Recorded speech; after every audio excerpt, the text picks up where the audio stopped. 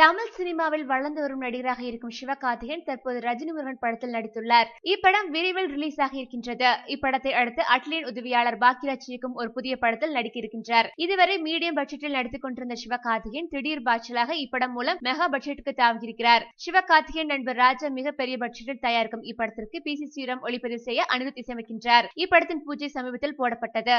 இப்படத்தில் இந்தியா மற்றும் சர்வதேச தொழில்நுட்ப கலைஞர்கள் ஒன்று சேர்ந்து பணியாற்றுகின்றனர். இன்னும் பெயரிடப்படாத இப்படத்தின் முதற்கட்ட பணிகள் தற்போது தொடங்கி நடைபெற்று வருகின்றது. இப்படத்தில் சிவகார்த்திகேயன் 3 கெட்டப்களில் நடிக்கவிருப்பதாக கூறப்படுகின்றது. வாலிபர், முதியவர் மற்றும் பெண் வேடத்தில் நடிக்கவிருப்பதாக சொல்லப்படுகின்றது. இதற்கு முன்பு நடிகர் அஜித் வரலாறு படத்தில் பரதத்தால் பெண் தன்மை கொண்டவர், முதியவர், இளைஞர் என 3 கெட்டப்களில் நடித்திருந்தார். அதற்கு பிறகு தற்போது சிவகார்த்திகேயன் இளைஞர், முதியவர், பெண் தன்மை கொண்டவர் என்று 3 வேடங்களில் நடிக்க உள்ளார் என்று கூறப்படுகின்றது. இப்படத்தில் கதாநாயகி நடிப்பதற்கு முன்னணி நடிகர்களிடம் பேச்சுவார்த்தை நடத்தி வருகின்றனர். நடிகை தேர்வு செய்த பிறகு அக்டோபர் இறுதியில் படப்பிடிப்பு தொடங்கும் என்று எதிர்பார்க்கப்படுகின்றது. மேலும் சினிமா செய்திகளை உடனுக்குடன் தெரிந்து கொள்ள கீழே உள்ள சப்ஸ்கிரைப் பட்டனை அழுத்தவும்.